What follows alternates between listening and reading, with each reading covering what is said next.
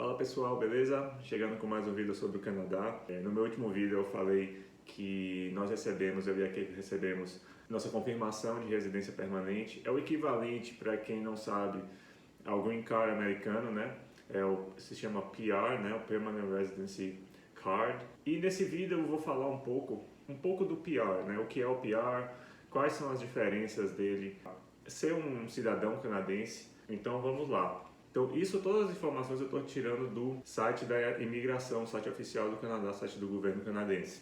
Então, os residentes permanentes do Canadá, eles têm praticamente todos os direitos do cidadão canadense, né, aquele que tem um passaporte canadense, incluindo o Free Healthcare, né, que é o sistema de saúde canadense, é o sistema gratuito canadense. Então, os residentes permanentes, eles têm os mesmos direitos de saúde pública do Canadá que os cidadãos canadenses. Também pode estudar, viver e trabalhar em qualquer lugar do Canadá sem limitação de horário, carga de horário, porque os estudantes internacionais têm um limite de 20 horas, tá? Se não me engano, alguns vistos de 40 horas semanais, mas os PRs não têm essa limitação. Ele tem todo o direito, que nem um cidadão canadense. O PR, ele tem também o direito de aplicar para a cidadania canadense.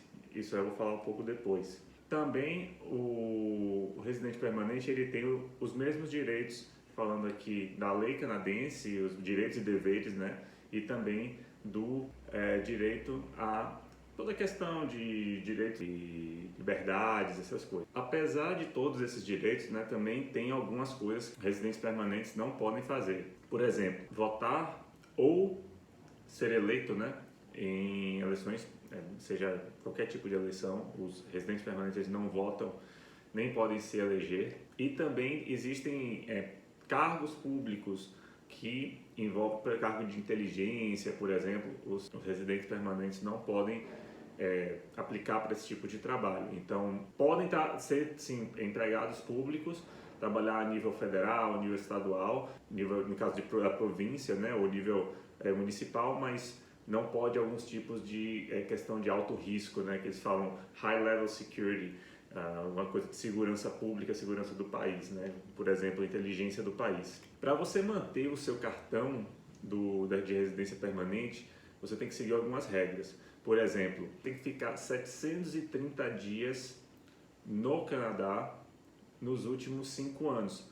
730 dias é em torno ali de 2 anos, né? E não precisa ser seguido, ou seja, você pode passar, por exemplo, 1 ano fora, 1 ano no Canadá, 1 ano fora, 1 ano no Canadá, que você vai obter esses 730 dias que não precisa ser, como eu falei, seguido. E isso é interessante porque eu, por exemplo, eu posso obter a cidadania canadense depois de um tempo, mas, por exemplo, a Keiko não pode. A Keiko, ela não pode obter essa cidadania porque o Japão, ele só permite um passaporte.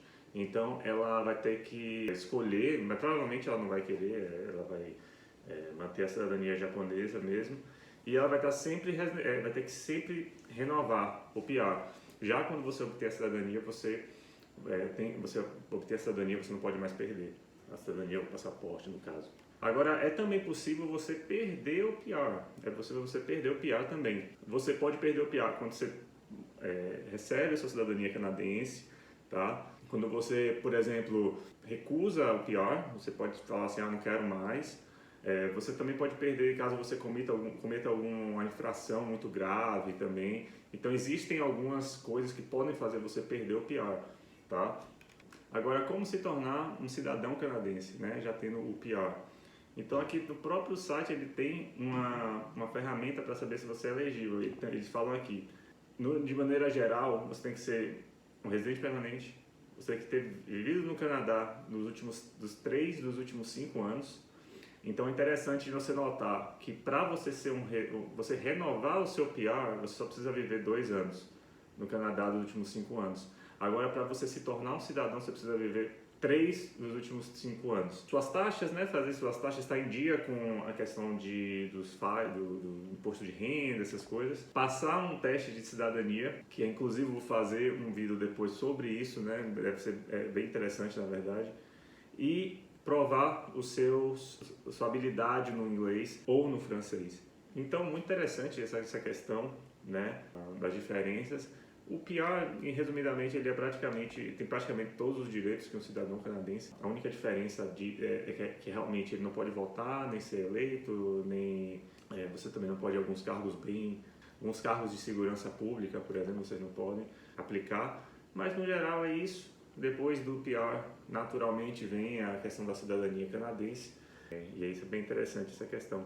Gostou aí do vídeo? Se inscreve no canal. Qualquer coisa, sugestão de temas, pode deixar no comentário aí. Valeu!